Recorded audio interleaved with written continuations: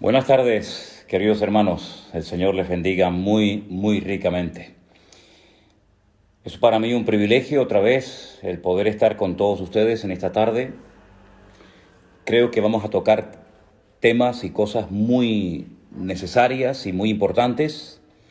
Y le he pedido al Señor, como sé que muchos de ustedes también lo están haciendo, que sea la Biblia, solamente la palabra de Dios, la que aclare las dudas, la que traiga luz y la que nos guíe en todo momento en la tarde de hoy. Estoy plenamente convencido que la Biblia es lo único que puede curar la peor o una de las peores enfermedades, que es la ignorancia. No hay nada peor que ser un cristiano, que ser un creyente ignorante. Y lamentablemente, con todos mis respetos, tengo que decir que en cuanto a la Escritura hay mucha ignorancia, mucha, comprensión, pero muy defectuosa, ideas muy extrañas, muy raras, interpretaciones demasiado particulares y personalistas. Y como dije el otro día, ninguna profecía de la palabra de Dios se puede interpretar unilateralmente. Y por supuesto descartamos de entrada el yo siento, el yo creo, el Dios me dijo, porque yo creo que eso ya a estas alturas como que no pega, ¿no? Tenemos que leer detenidamente los textos cuando los queremos estudiar, compararlos con otros pasajes paralelos de la Escritura y darnos cuenta de que la Biblia se interpreta a sí misma. Y lo que no entendemos en una parte, la podemos entender en otra y así sucesivamente. Ahora bien, yo creo que tenemos la obligación y la responsabilidad de entender todo lo que se pueda entender.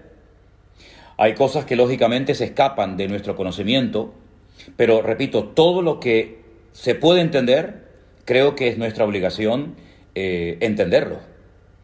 Y también creo que es nuestro deber, y por eso oramos al Señor, para que Él nos ayude a descubrir lo oculto en lo que ha sido revelado. ¿Me explico? Hay muchas cosas en la Biblia que han sido reveladas, que parece que están ocultas, que no se perciben a priori, pero que con la sabiduría, con el conocimiento, con la práctica, con la experiencia y sobre todo con la gracia de Dios, podemos llegar a descubrir muchas cosas que han permanecido ocultas, que están aparentemente ahí como escondidas, pero que cuando comenzamos a meternos en la maravillosa palabra de Dios, comenzamos a descubrir cosas realmente extraordinarias. A través de nuestro hermano Freddy, pastor en Alicante, él me comentaba, me sugería que pudiéramos hablar en esta tarde un poco acerca de la unción. Y lo vamos a hacer. Pero hoy vamos a hacer como dos bloques. Vamos a hablar acerca del tema de la unción, qué es, dónde se puede conseguir, etcétera, etcétera, para qué sirve. Pero permítame decirles que en estos días estoy recibiendo muchísimas preguntas de todas partes. Y quiero dejar algo bien claro, hermano. Mire, no voy a responder a preguntas que están claramente explicadas en la Biblia. Me explico.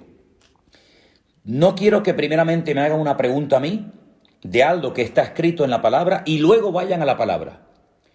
Vamos a hacerlo al revés. Vaya a la Biblia, busque en la palabra de Dios la respuesta a su pregunta y si usted lee los pasajes que yo le pido que lea y no los entiende por el motivo que sea, entonces me preguntan a mí. Pero no recurran primeramente a mí haciéndome preguntas sin haber ido previamente a la palabra. Primero hay que ir a la Biblia, primero hay que ir a la palabra de Dios y luego usted puede preguntar todo lo que quiera. Dicho de paso, también decirles que me han hecho preguntas, lo digo esto con todo mi respeto, muy extrañas. Hoy alguien me pedía que por favor explicara en qué consiste el pánico espiritual. Perdóneme, pero es la primera vez en mi vida que me hacen esa pregunta y no tengo ni la más remota idea. El pánico espiritual, que explique la doctrina del balcón. No entiendo lo que es la doctrina del balcón.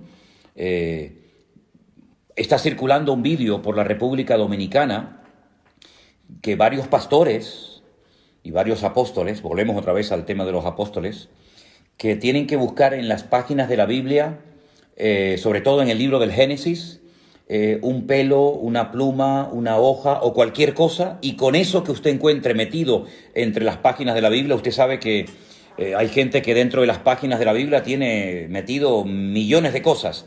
Bueno, pues vaya al libro del Génesis, dicen estos personajes, y lo primero que encuentre en cualquier página del libro del Génesis, lo encuentra, se lo frota y ya automáticamente usted está sanada o, digamos, vacunada en contra del coronavirus. Sí, cosas realmente, permítame, increíbles, sinceramente tremendas, ¿no?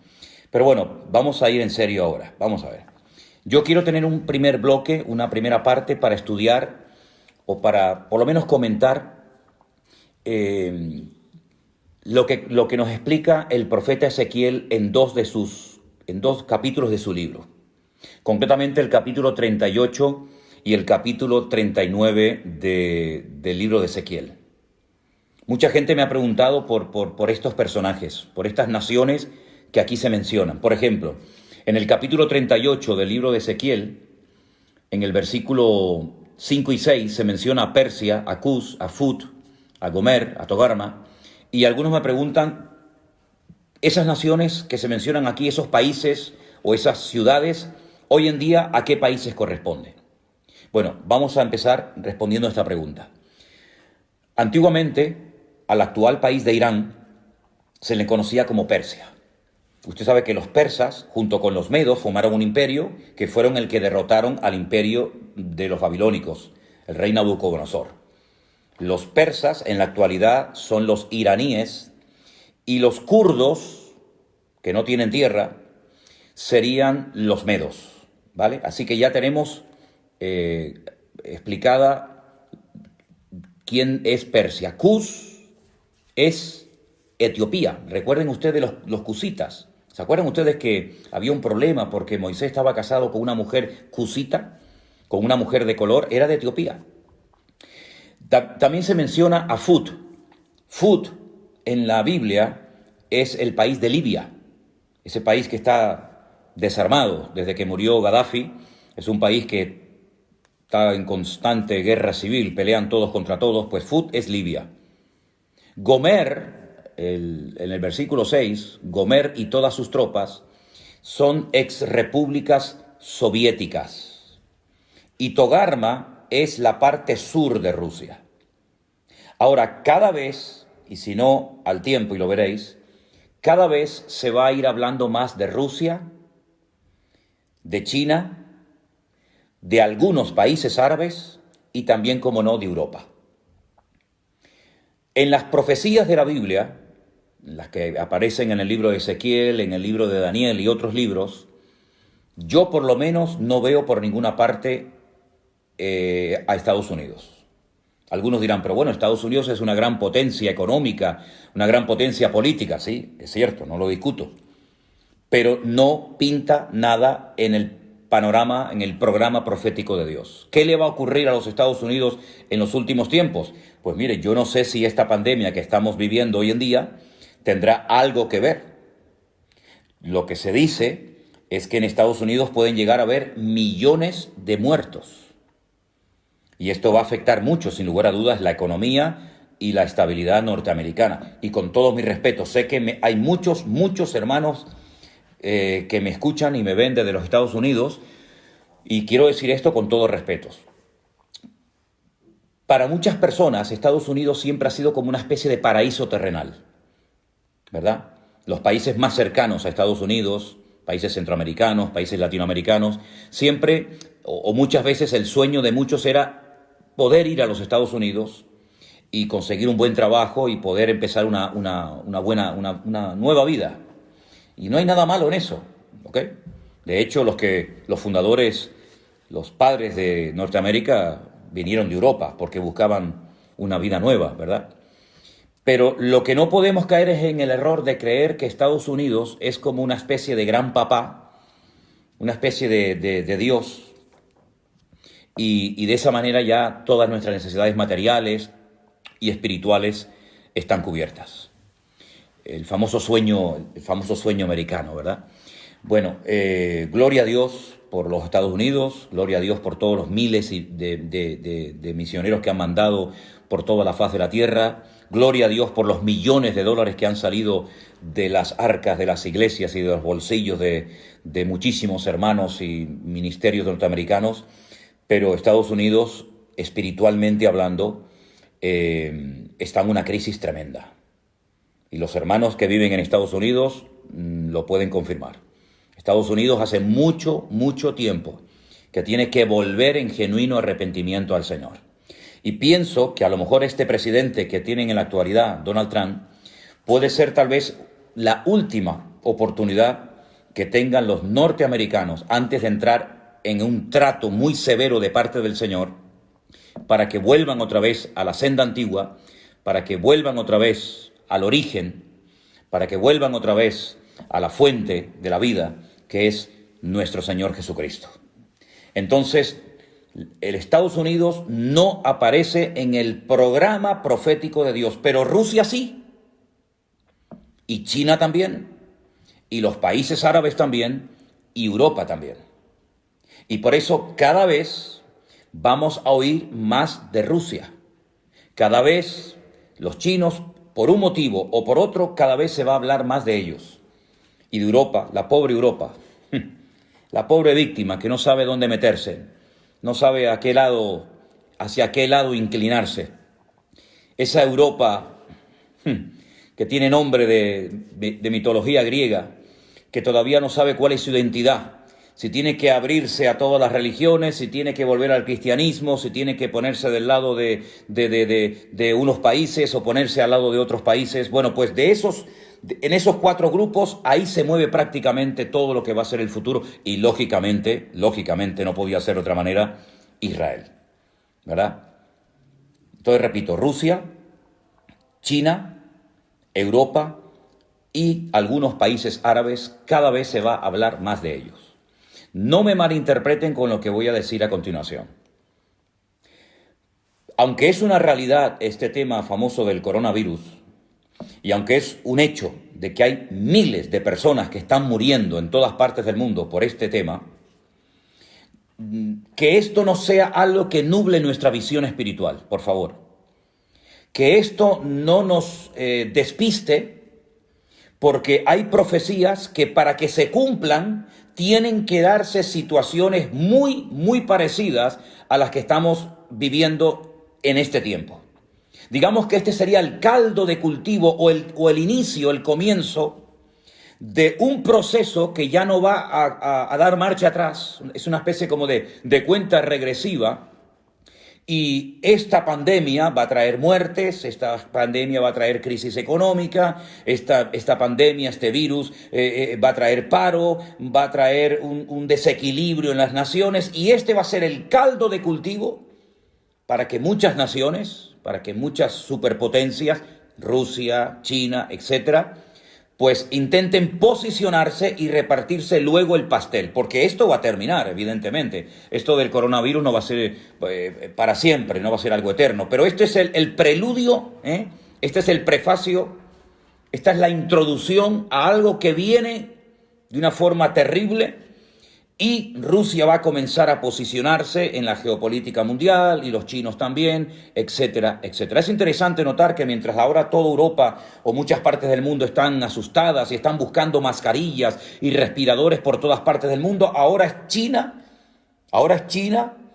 la que ofrece ayuda, la que manda médicos a Italia, la que manda aviones por aquí, la que manda aviones por allá, y también Rusia también está ahora como una especie de Papá Noel, una especie de niño bueno repartiendo ayuda por todas partes del mundo. Ojo, porque todo esto es el principio de dolores.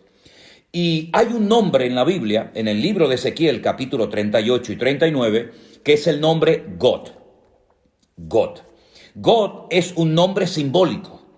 No es el nombre de una persona, pero en cierto sentido podríamos decir que ese inicuo, ese hijo de pecado, ese cuerno pequeño del cual nos habla Daniel, o ese anticristo del cual nos habla el apóstol Juan, es este personaje llamado God. Ahora, si os dais cuenta, hay un rey en la historia de Israel cuyo nombre empieza por la misma letra que por la que termina. ¿Saben cuál es, verdad? ¿Cuál es el rey de Israel que empieza por la misma letra su nombre y termina, que empieza por una letra y termina por la misma letra? El rey David. David en hebreo son 3 letras, Dalet, Vat, Dalet. Y ahí hay un mensaje, ahí hay algo muy importante. Es decir, no es una persona, digamos, fluctuante, que es una cosa ahora y una cosa más tarde. Fíjense qué nombre le da la Biblia a este perverso, a este inicuo, a este hombre de pecado, a este hijo de perdición, como lo denomina Pablo en una de sus cartas a la iglesia de Tesalónica. A este personaje se le conoce en el Antiguo Testamento como God. Y los judíos en Israel, en el judaísmo, se conoce a God como un hombre malo, al que nosotros denominaríamos o llamamos el anticristo. Y fíjense que su nombre empieza por la letra Gimel, la G en español, y termina por la misma letra, God, G-O-G.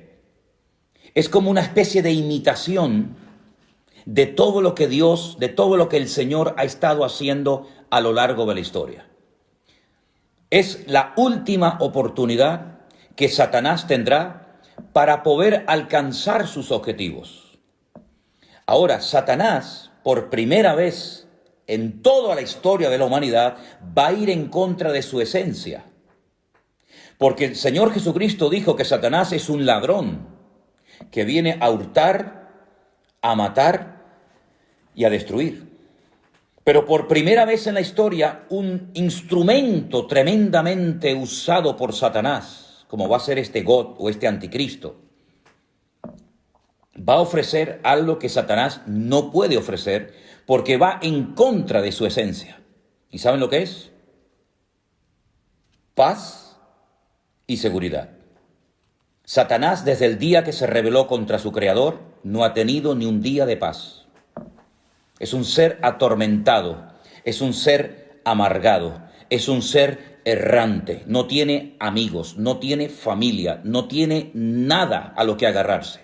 Es un ser solitario que sabe que le queda poco tiempo y a través de todas las edades ha intentado destruir, neutralizar, hacer fracasar el plan de Dios, y ahora cambia la estrategia y comienza a ofrecer a través de este personaje paz y seguridad. Ahora bien, este personaje, el anticristo, que se va a levantar en los últimos tiempos, se va a manifestar como el hombre de pecado, ofrecerá paz y seguridad, pero cuidado, es falso. Da una imagen totalmente diferente a lo que realmente es. Lo pueden ver en el libro de Apocalipsis. Su apariencia es una cosa, pero cuando habla es otra. Entonces es muy importante ver los animales de los cuales se habla en el libro de Daniel, y nos dice la Biblia que es como un león, que es como un oso, que es como un leopardo. Es una mezcla de esos imperios que nos han precedido en el pasado, pero lo que va a hacer a los 3 años y medio de su reinado, de su gobierno, va a ser una traición. Se va a volver en contra del pueblo de Israel. Pero aquí también Dios sigue dominando y controlando el orden mundial. Porque, dicho sea de paso, si os dais cuenta, cada vez esta expresión que acabo de mencionar, cada vez se está oyendo más en la televisión, en las radios. El nuevo orden mundial, el nuevo orden mundial. Todo va a cambiar. La geopolítica, la economía, etcétera. Bueno, pues esto del nuevo orden mundial no es nuevo, por lo menos para nosotros los estudiantes de la Biblia, los que creemos en el Señor. ¿Por qué? Porque evidentemente viene un nuevo orden mundial. Das en cuenta que ya, por ejemplo, uno de los grandes de Europa ya se fue. Esto era impensable hace unos años, que los ingleses decidieran marcharse de Europa, pero ya es un hecho. El famoso Brexit ha hecho que Inglaterra saliera de Europa. Ya es uno menos. Hay una serie de países en este momento en Europa que no están dispuestos a echar una mano, a ser solidarios, por ejemplo, con Italia, por ejemplo, con nosotros los españoles, por ejemplo, con Francia. Hay una tirantez, hay una división interna en la Unión Europea, que de unión no tiene nada. Y por otra parte, están ahí como esperando la oportunidad los árabes. Los árabes que van a jugar un papel fundamental en los últimos tiempos, porque los árabes tienen algo que el mundo necesita, pero se está tratando de desarrollar nuevas tecnologías, se está tratando de evitar que se dependa 100% del petróleo de los países árabes. Y ahora, por ejemplo, Estados Unidos está pensando en venderle de su petróleo al mundo. Y por otra parte tenemos a Rusia desde hace años con tecnología curiosamente alemana y norteamericana, parece mentira, tratando de hacer un oleoducto para suministrar gas a toda Europa y para que no dependamos del gas, por ejemplo, de Marruecos o de otros países. Es decir, que todo esto del coronavirus es un hecho, es una realidad, no cabe la menor duda. Pero también no nos olvidemos, hermanos, siervos de Dios, Iglesia de Jesucristo, no nos olvidemos que detrás de esta cortina de humo, detrás de este hecho del coronavirus, se están dando movimientos entre bambalinas que van a cambiar el rumbo de la historia de la humanidad, pero no les quepa a ustedes la menor duda. En los capítulos 38 y 39 del libro de Ezequiel se mencionan a Mesec y a Tubal. Sería muy bueno que ustedes anotaran esta cita, Génesis capítulo 10. En Génesis capítulo 10 se nos habla acerca de los hijos de Jafet. Yo no tengo tiempo para explicar todo esto ahora, pero cuando Noé salió del arca, sus tres hijos, Sem, Can y Jafet, se extendieron por todas las naciones de la tierra y todas las naciones tienen su origen en Sem, en Can o en Jafet. Y hijos de Jafet fueron Mesec y Tubal, es decir, que Mesec y Tubal fueron nietos nada más y nada menos que de Noé. Y estos hijos de Jafet, estos nietos de Noé, sería muy interesante que ustedes vieran dónde se ubicaron, dónde comenzaron a reproducirse, qué países del mundo comenzaron a poblar, de tal manera que de esas regiones en los últimos tiempos se levantarán ejércitos tremendamente poderosos y armados hasta los dientes y que van a ser llevados, escuche bien esto, van a ser llevados por Dios hasta Israel para que allí conozcan el poder de Dios. Es decir, Dios nunca ha perdido el control de las naciones, ni del mundo. Dios es soberano. Y Dios sabe cuándo y cómo y dónde mover a los líderes, a las naciones, a los ejércitos, etcétera, etcétera. Y es Dios el que lleva a God hasta la tierra de Israel y dice que allí es donde muere. Permítame leerles Ezequiel capítulo 39, versículo 11, para los que tienen su Biblia abierta. En aquel tiempo yo daré a God lugar para sepultura, allí, en Israel. Allí es donde será enterrado God, en el valle de los que pasan al oriente, al mar, y dice que en aquel lugar enterrarán a God y a toda la multitud que viene con él. Y aquel lugar será llamado el valle de la multitud de God.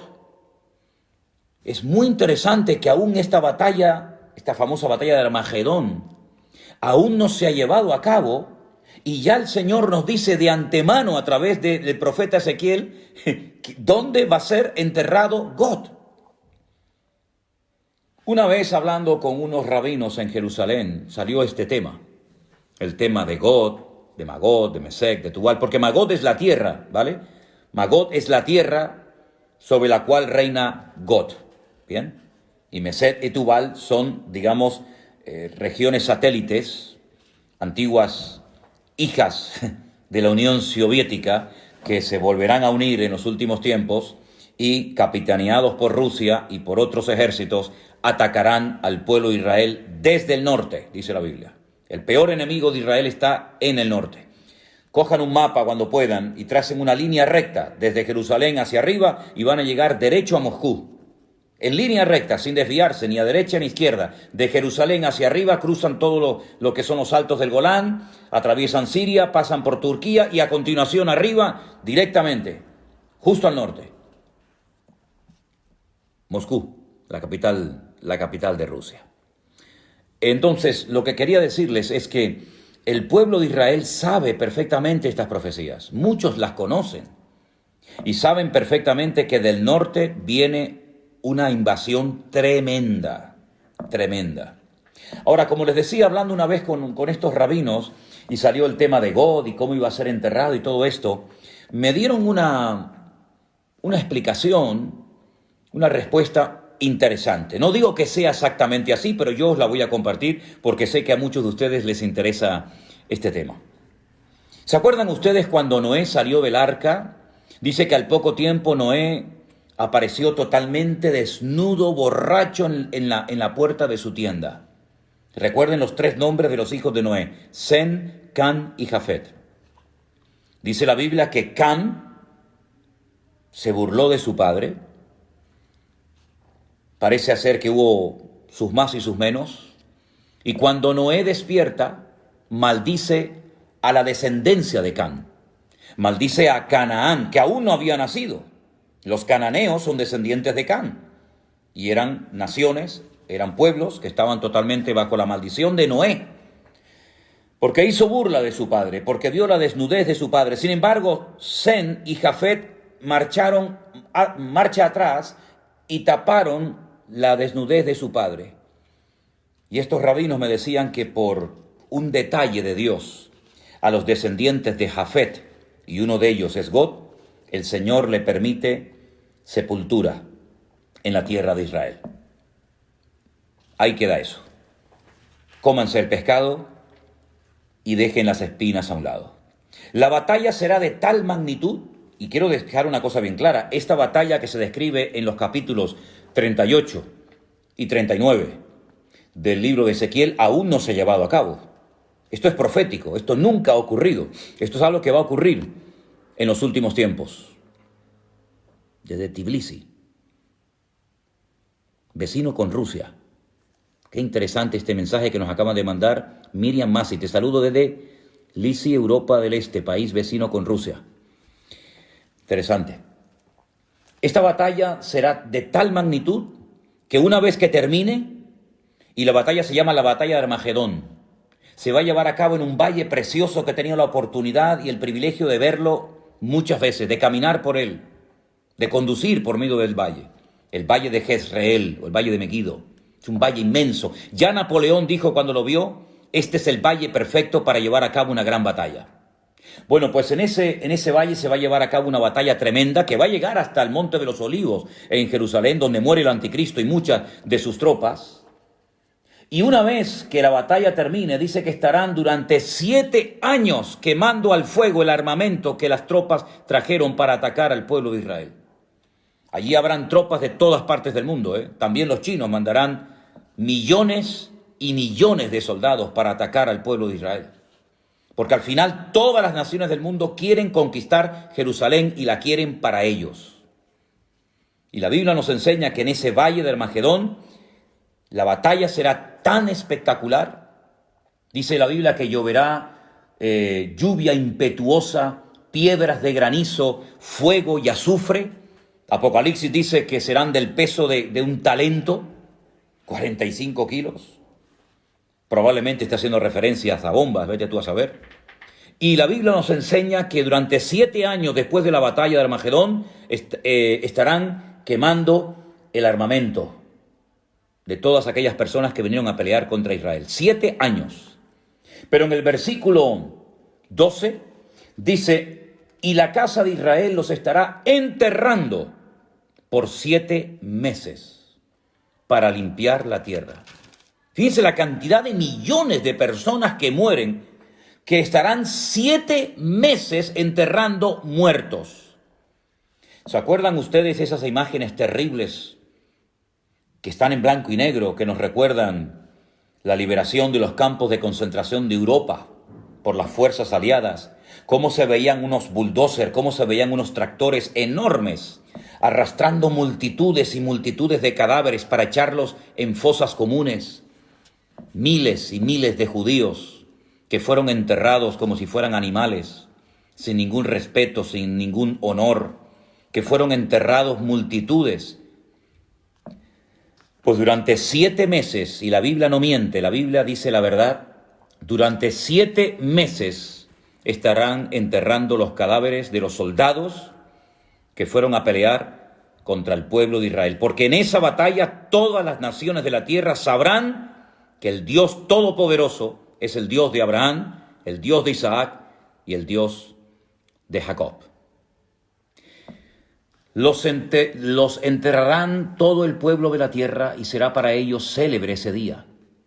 Tomarán hombres a jornal, versículo 14, para que vayan por todo el país para enterrar a los que queden sobre la faz de la tierra, para limpiarla, y al fin de 7 meses se hará el reconocimiento.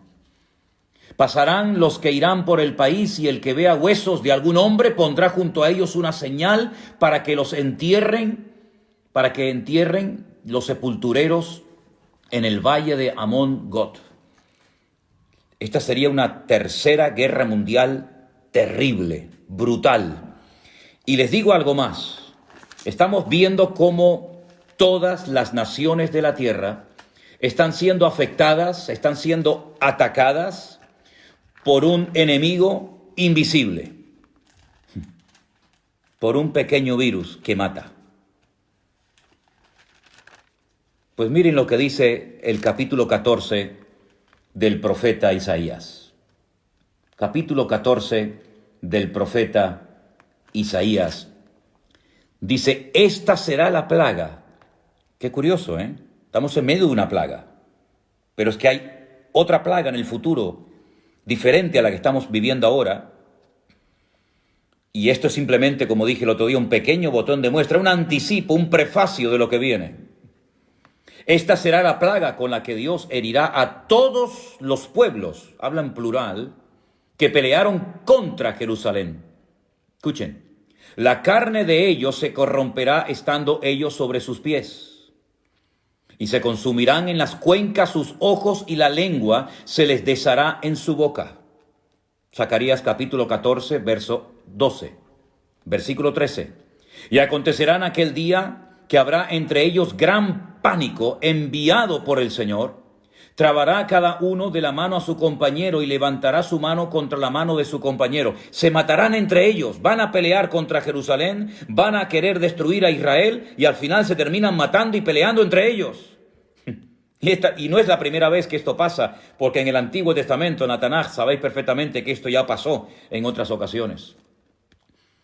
Todos los que sobrevivan de las naciones tendrán que venir a Jerusalén cada año para adorar al Rey, al Señor de los ejércitos, y a celebrar la fiesta de los tabernáculos. Pero fíjense cómo esta plaga afectará tanto a bestias como a seres humanos, y morirán millones y millones de personas. 7 meses enterrando cadáveres, 7 meses enterrando muertos. Todo esto lo pueden leer ustedes en Zacarías capítulo 14, en Ezequiel capítulo 38 y capítulo 39. Pero para terminar este bloque, permítame llevarles al libro del Apocalipsis, último libro de la Biblia, al capítulo 20. Ha habido una gran batalla, la batalla de Armagedón, una batalla donde han muerto millones de seres humanos. El Señor viene, establece su reino en Jerusalén por 1000 años, y después de los 1000 años, Satanás, que ha estado durante todo este tiempo atado, privado de libertad, sin poder hacer absolutamente nada, pues dice en el capítulo 20, que habla acerca del tema del milenio, en el versículo 7, cuando los 1000 años se cumplan, Satanás será suelto de su prisión y saldrá a engañar a las naciones que están en los 4 ángulos de la tierra. Y otra vez menciona a Gog, a Magog, a fin de reunirlos para la batalla, el número de los cuales es como la arena del mar. Es decir, no han aprendido la lección. El hombre no termina de aprender del pasado, vuelve siempre a cometer los mismos errores. Han visto una batalla tremenda donde han muerto millones y millones de seres humanos, donde han estado 7 años quemando al fuego el armamento, donde han estado meses enterrando cadáveres, donde la sangre dice que ha llegado hasta la altura de los frenos de los caballos, por poner un ejemplo. Terrible. Ríos de sangre. Es como un lagar donde Dios derrama su ira contra las naciones que vienen a atacar a Israel. Comienza el milenio, está el Señor Jesucristo, subimos a Jerusalén a adorarle, estamos allí con Él, vemos su gloria, vemos su imperio, vemos su dominio y su autoridad, sueltan al diablo y vuelven otra vez a juntarse las naciones para atacar otra vez al campamento de Dios. El hombre no termina de aprender. Aprenderán las naciones, aprenderán estos políticos que tenemos, las lecciones que nos está dando la historia, el mensaje que le está transmitiendo Dios a la humanidad a través de esta pandemia. En fin, ustedes saben perfectamente la respuesta. Pasamos a otro tema. La unción. ¿Qué es la unción? La Biblia nos enseña que los reyes, antes de poder gobernar, tenían que ser ungidos, ¿verdad? Vemos, por ejemplo, por poner un ejemplo, vemos a Samuel yendo a Belén de Judea, a la casa de un tal Isaí, para ungir con un aceite especial, el aceite de la unción, como se dice en Éxodo 25:6. Voy a dar una serie de versículos, los que están tomando nota, este es el primero, Éxodo 25:6. El aceite de la unción se preparaba con unas especies muy especiales. El aceite de la unción no se podía utilizar para otras cosas más que para ungir, ¿vale? Y allí en el libro de Éxodo, capítulo 25:6, se habla del aceite de la unción, y también en el libro de Levítico se nos dice un poco de su elaboración, de cómo se preparaba. Vemos en el libro de los Salmos, yo voy a dar el versículo y no puedo leer todos los textos porque si no esto sería interminable.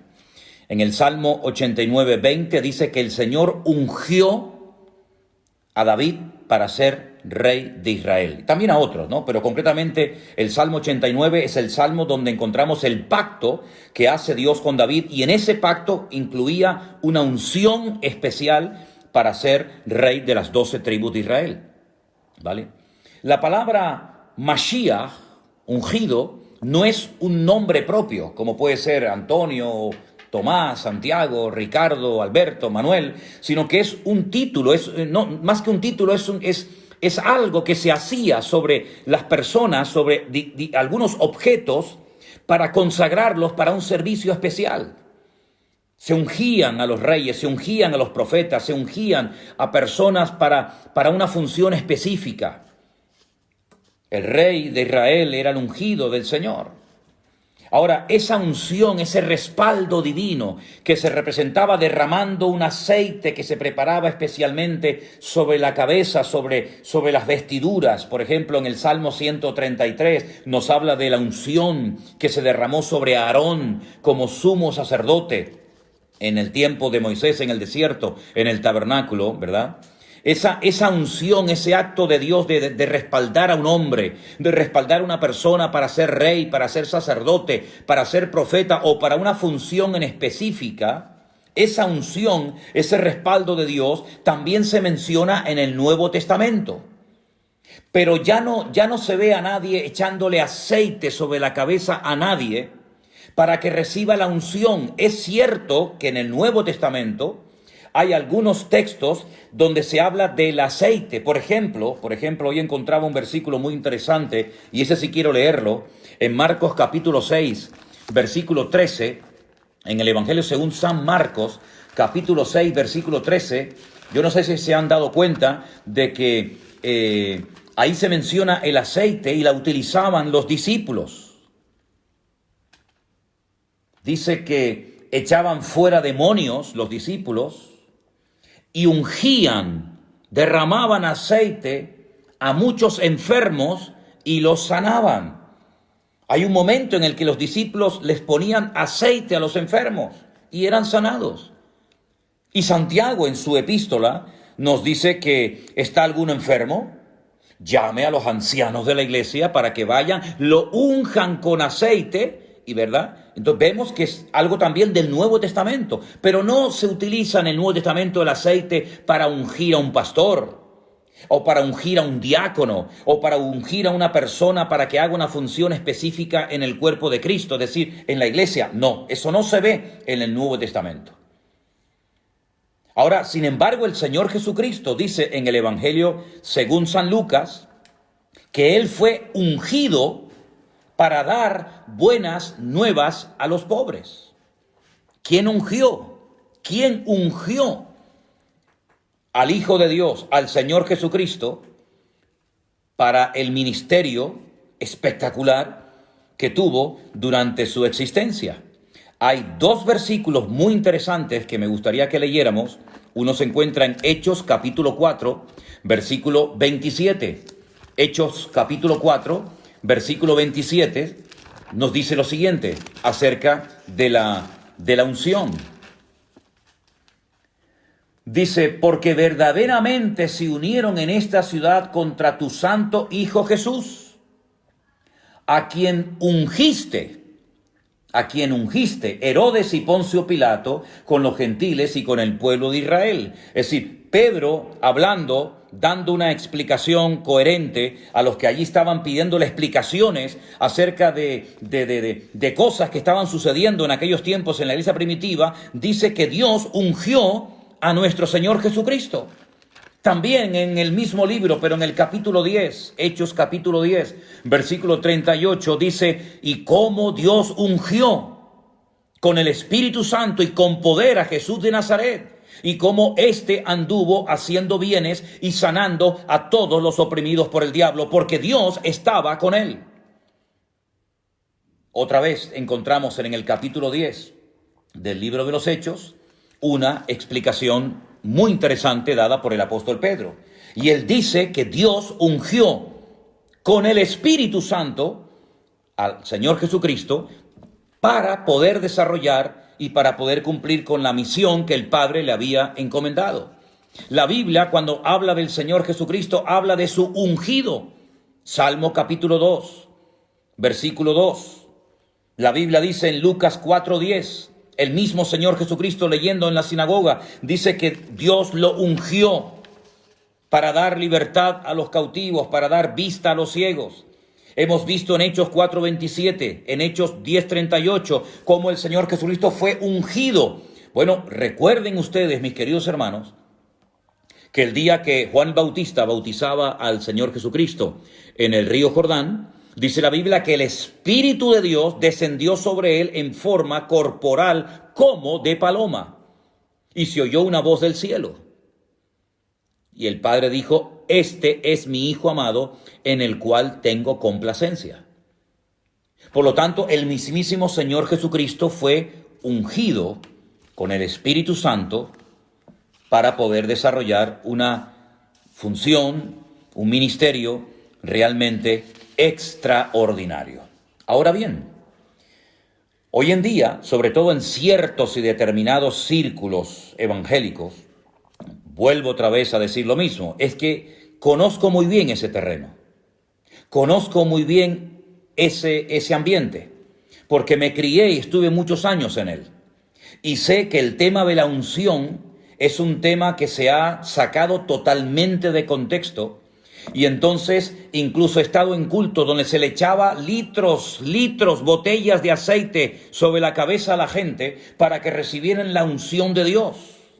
Eso no se ha visto en ninguna parte de la iglesia primitiva. Eso no se ve en ninguna parte del Nuevo Testamento. Pero sin embargo, en algunas iglesias evangélicas se ha visto y se utiliza muchísimo, no el uso del aceite para orar por enfermos, lo cual es bíblico. No digo que siempre haya que hacerlo, pero si se hace, no es ningún pecado. No estamos quebrantando ninguna norma bíblica, no es nada de superstición, ni es nada extraño. Se puede ungir con aceite a un enfermo.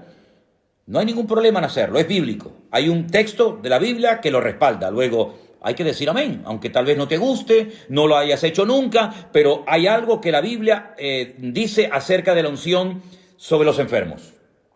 Pero en ningún momento encontramos en la Biblia a pastores, a apóstoles, a discípulos echando botellas y botellas, litros y litros de jarra y de aceite sobre la gente para que reciban la unción. Eso no es bíblico, eso no es correcto, eso no es de Dios. Eso es un disparate, eso es un invento de los hombres y la gente en su ignorancia, que es una de las peores enfermedades que tiene la iglesia, lamentablemente. Y espero que se vaya sanando la iglesia con el bálsamo de la palabra de Dios, con el conocimiento de Dios. Espero que nos demos cuenta de que yo no tengo que ir a un altar para que un ungido me unja con aceite para recibir la unción del Espíritu Santo. Eso es un disparate.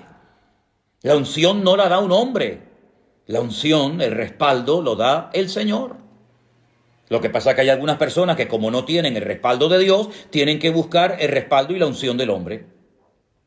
Pero dice la Biblia, y vamos a leerlo, en 2 de Corintios, capítulo 1, versículo 21, repito, 2 de Corintios, capítulo 1, versículo 21, algo muy interesante referente a esto que estamos hablando en esta tarde. Dice, Él es el que nos confirma con vosotros en Cristo, y el que nos ungió es Dios. Eso lo dice la Biblia. Todas las Biblias del mundo dice que quien nos ungió es Dios. 2 de Corintios, capítulo 1, versículo 21. ¿Qué les parece? La Biblia dice que nosotros tenemos, ya es un hecho, es una realidad. Tenemos la unción de Dios en nuestra vida. Y como siempre digo, vamos a la Biblia. Vamos a la palabra. Primera de Juan, capítulo 2, versículo 20. Y dice así la palabra del Señor.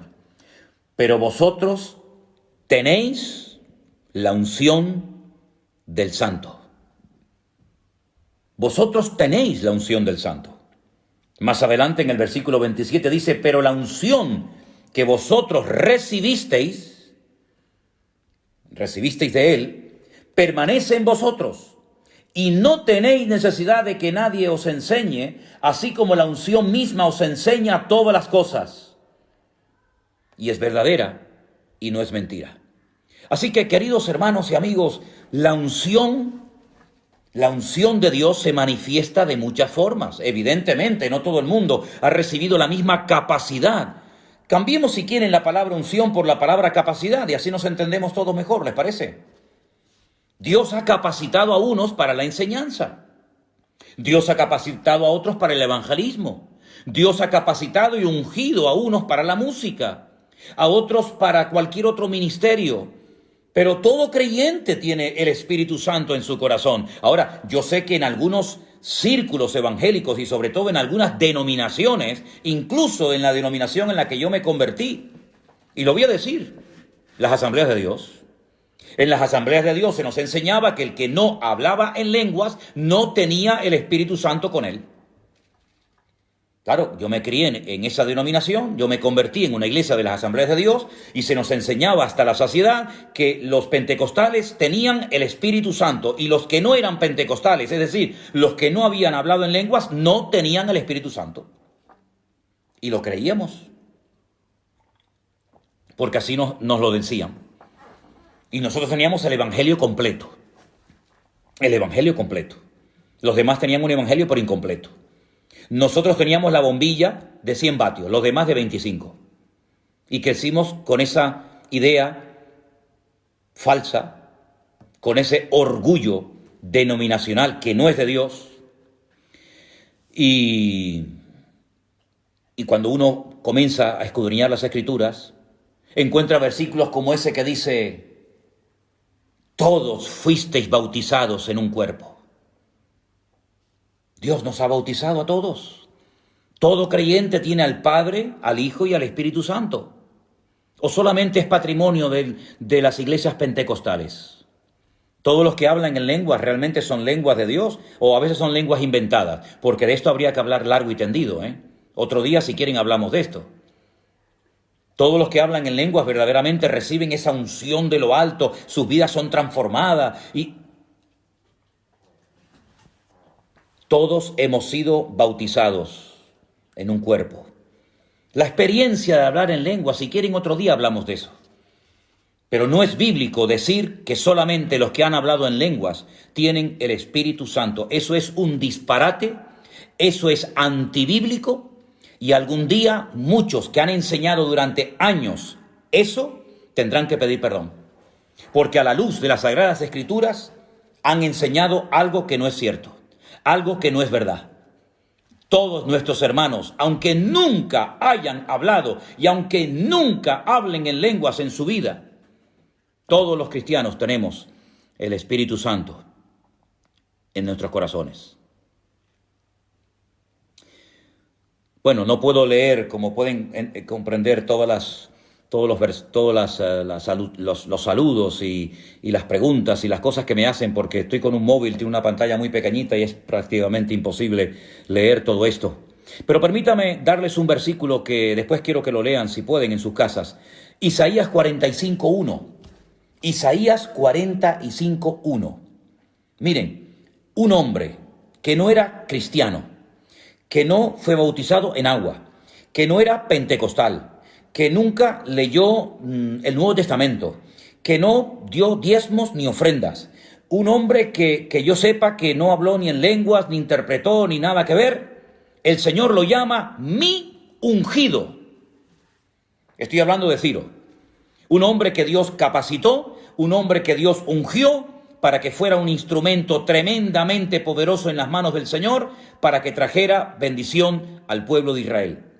Mi ungido, al que yo he capacitado, al que yo he dotado, al que yo he escogido, al que yo he apartado, para que sea mi ungido. También hay en la Biblia, en el libro de los Salmos, un versículo muy bonito, Salmo 105, versículo 15, Salmo 105, versículo 15, donde habla de mis ungidos.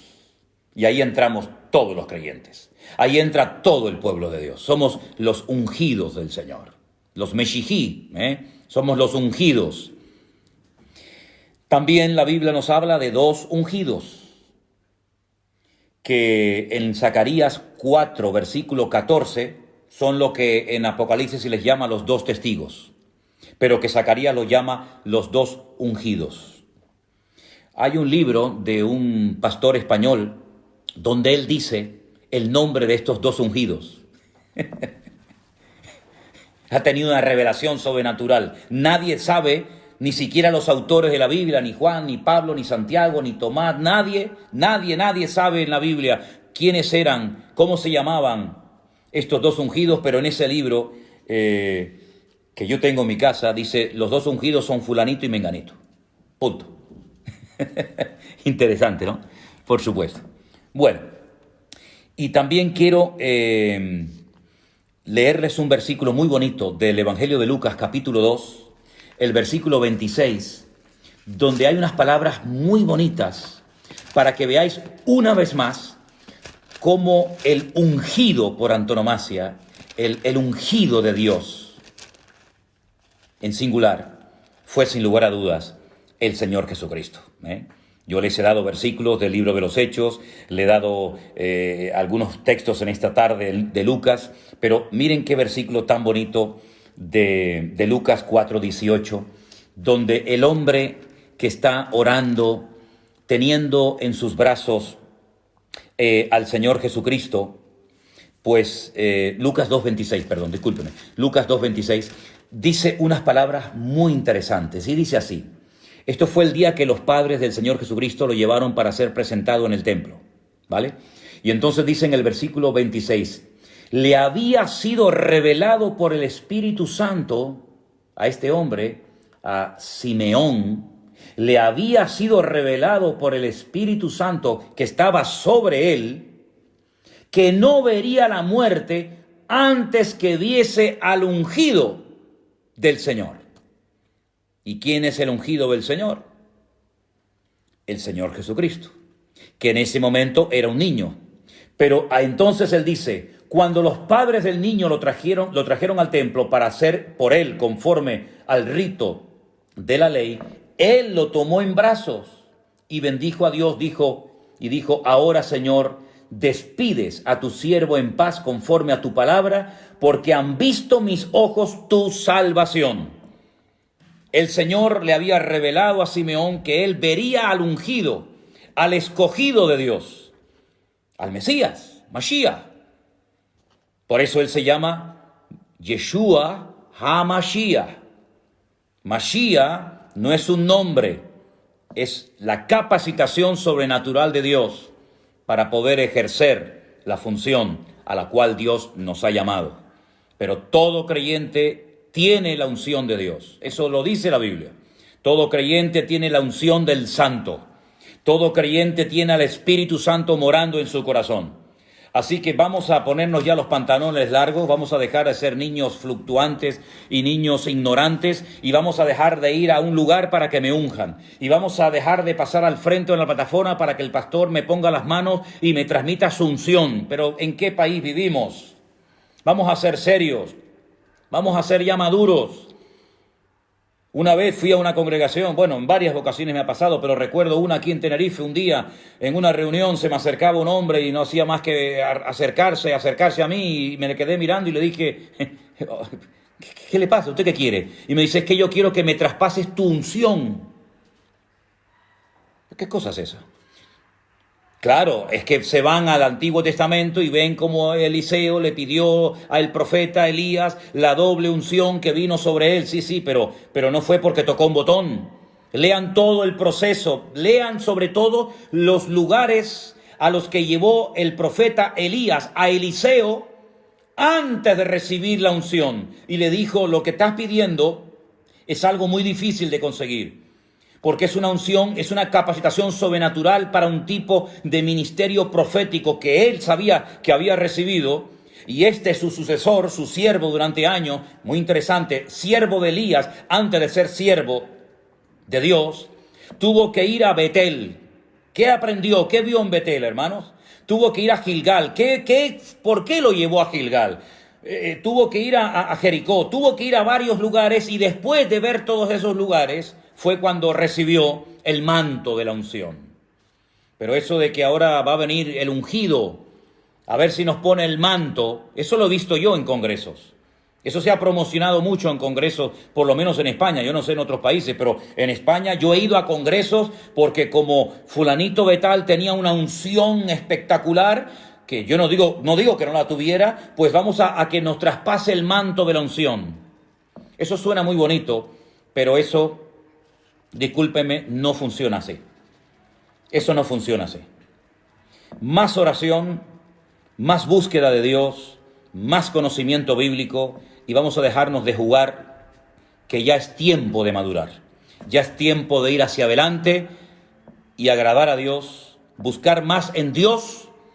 Si hubiéramos buscado más en el Señor lo que tantos han buscado en el hombre, pues otro gallo cantaría.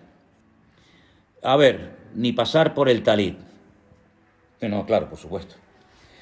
Vamos a ver, hermanos, en el libro del pastor sacó conocimiento de la Biblia muchas horas.